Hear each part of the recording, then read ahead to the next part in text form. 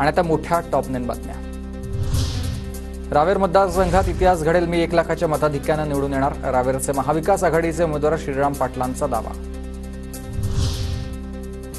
निकालाची काळजी नाही, लोकांच्या प्रेमामुळे आमचा विजय निश्चित, मावळचे महाविकास आघाडीचे उमेदवार संजोग वाघेर यांना विश्वास। पक्ष फोडले, काहींनी गद्दारी केली, त्यामुळे नागरिकांमध्ये नाराजी असल्याची टीका। छत्रपती संभाजीनगरचा निकाल महायुतीच्या बाजूने लागेल, महायुतीचे उमेदवार संदीपान भुमरेंना विश्वास। 1 ते 1.5 लाखांच्या फरकाने विजयाचा विश्वास। शिर्डीत निकालाआधीच सुजय विखेंच्या विजयाचे बॅनर, तुम देख लेना आंखों से हम आएंगे लाखों से, सुजय विखे समर्थकांची बॅनरबाजी।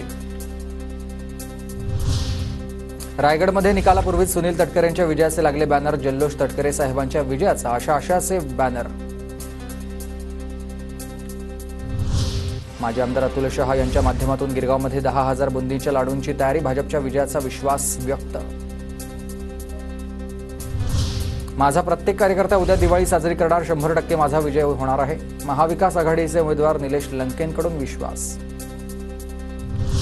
जयंत पाटलांकडून कार्यकर्त्यांना सतर्क राहण्याचं आवाहन, सत्ताधाऱ्यांकडून दिशाभूल करून मतमोजणी प्रक्रियेत फेरफार केला जाण्याची दाट शक्यता, मतमोजणी संपेपर्यंत संयम ठेवा, सतर्क राहा, पाटलांच्या पत्रातून सूचना।